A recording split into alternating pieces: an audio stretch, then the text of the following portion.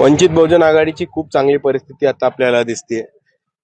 बऱ्याच ठिकाणी वंचित बहुजन आघाडी सत्तेमध्ये येईल असं सुद्धा दिसतंय आणि दुसऱ्या ठिकाणी बऱ्याच ठिकाणी वंचित बहुजन आघाडी हाच इकडच्या सरकारच्या विरुद्ध मेजर विरोधी पक्ष आपल्याला उभा राहताना दिसतो. परभणीमध्ये आता खास बोलायला झालं तर काँग्रेसची ताकद आपल्याला कुठेही दिसत नाही.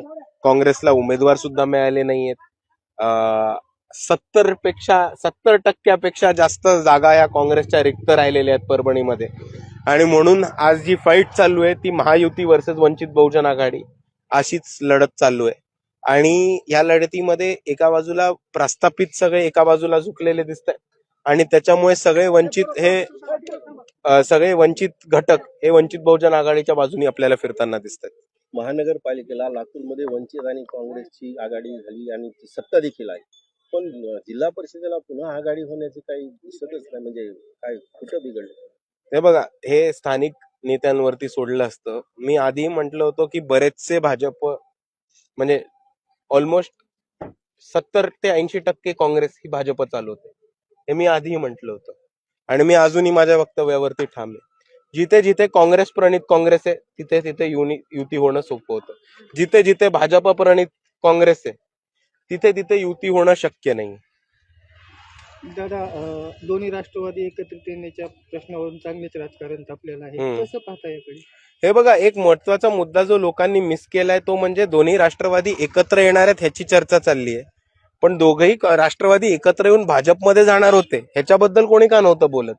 ते जे विलिनीकरणाबद्दल बोलतायत ते दोन्ही राष्ट्रवादी एकत्र येऊन अजितदादांच्या मार्फत राष्ट्रवादी शरद पवार गट हा भाजपमध्ये जाणार होता ह्याच्याबद्दल ती चर्चा चालू होती. त्याच्याबद्दल कोणी का स्पष्टीकरण देत नाहीये?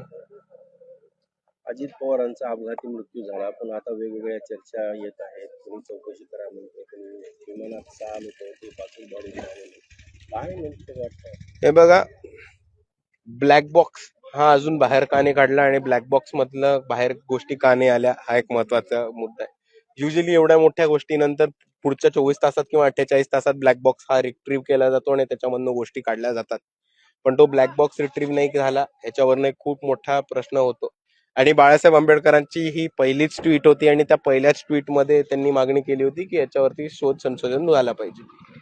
आपण पाहिले की राष्ट्रवादीच्या राष्ट्रीय अध्यक्षाची पटेल यांची निवड झाली, अरुण जेटली सांगतात दिल्लीमध्ये. तर हे भाजप पियुष गोयल बोलतात. हे भाजपचे नेते दुसऱ्या पक्षाचे म्हणजे कसं? मी आत्ताच माझ्या तुमच्या मुलाखतीत पहिल्याच प्रश्नामध्ये उत्तर देताना बोललेलो की 70% काँग्रेस ही भाजप चालवते. तुम्हीच उदाहरण दिलं की भाजपचं पक्ष कसं चालवतात. म्हणजे हे सर्व पक्ष भाजपच चालवतात.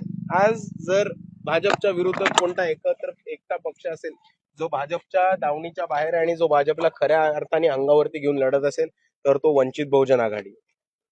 भविष्यामध्ये वंचित बहुजन आघाडीच पर्याय. भविष्यामध्ये भाजपला हरवायचं असेल तर वंचित बहुजन आघाडीच पर्याय. कारण राष्ट्रवादी झाले, उबाटा झाले किंवा काँग्रेस झाले याचे नेते आपल्याला पुढच्या 5 वर्षात भाजपमध्ये